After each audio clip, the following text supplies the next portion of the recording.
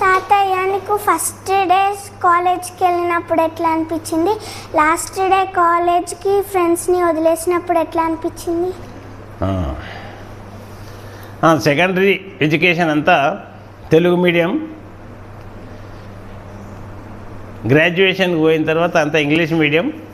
కొంచెం ఒక తొలుత కాస్త ఎబ్బెట్టుగా కొంచెం పిరికిగా భయంగా ఉండేది.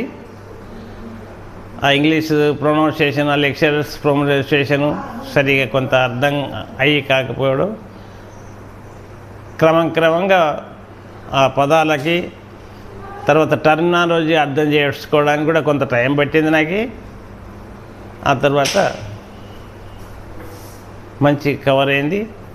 అక్కడ ఉన్నటువంటి లెక్చరర్స్ కూడా చాలా నెమ్మదిగా, ఫస్ట్ మాకు తెలుగు మీడియం నుంచి వచ్చింది, అప్పుడు తెలుగు మీడియం ఉండే, ఇంగ్లీష్ మీడియం లేకుండే, తెలుగు మీడియం నుంచి వచ్చింది కాబట్టి అనేటువంటి ఉద్దేశంతో ఒక లెసన్ ఇంగ్లీష్లో చెప్పి దాన్ని తెలుగులోకి మళ్ళీ ఒకసారి దాని యొక్క భావాన్ని తెలియజేసుకుంటూ ఇంగ్లీష్ నాలెడ్జ్ని ఇంప్రూవ్ చేసిండ్రు.